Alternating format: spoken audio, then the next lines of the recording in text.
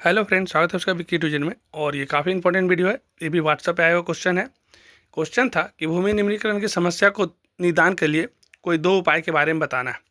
तो उसी क्वेश्चन को हम आसान भाषा में कर दिए हैं और इसको एकदम आसानी तरीक़े से समझा दिए हैं कि जब भी भूमि का निम्नीकरण होता है, जब मिट्टी का नुकसान होता है तो उसको हम लोग कैसे करेंगे। तो इसी क्वेश्चन को हम लिख दिए हैं कि भूमि निम्नीकरण की समस्या को दूर करने के लिए दो उपाय, इसको विस्तार से और आसान भाषा में।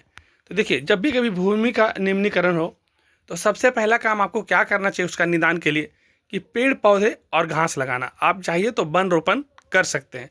अब जब भी कभी भी पेड़ पौधे और घास लगाएंगे तो क्या होगा कि ज़मीन को सबसे ज़्यादा नुकसान तभी होता है जब उस पर पेड़ या घास नहीं होता है। जब भी देखिएगा जिस ज़मीन पर पेड़ या घास नहीं होता है तो जब भी उस पर पानी आएगा तो बह जाता है। उसके बाद वो गर्मी के दिन में सूख करके धूल डस्ट बन करके उड़ने लगता है। तो बिना पेड़ों के मिट्टी ढीली हो जाती है और बारिश या हवा के साथ वह बह जाता है। इसीलिए खेत के किनारे पेड़ लगाना चाहिए, उससे भूमि का निम्नीकरण नहीं होगा। खाली पड़ी जमीन पर घास या झाड़ी उगाना चाहिए, उससे मिट्टी नहीं कटेगा। कटे हुए जंगल की जगह नए पौधे लगाना चाहिए। जहाँ पर जंगल काट दिया जाता है वहाँ पर नया नया पौधा लगाना चाहिए। ये सब काम जमीन को पकड़े रखते हैं और मिट्टी को बहने से बचाते हैं। इससे भूमि उपजाऊ बनी रहती है और भूमि का निम्नीकरण नहीं होता है। दूसरा पॉइंट में आप लोग लिखिएगा कि खेत में मेड़ बनाना और सीढ़ीनुमा खेती करना। जहाँ पर ढलान वाला जगह होता है उस सब जगह पे खेत में मेड़ बनाना है और सीढ़ीनुमा खेती करना है। अगर खेत समतल नहीं है, ढलान पर है, तो पानी तेजी से बहकर मिट्टी के साथ ले जाता है।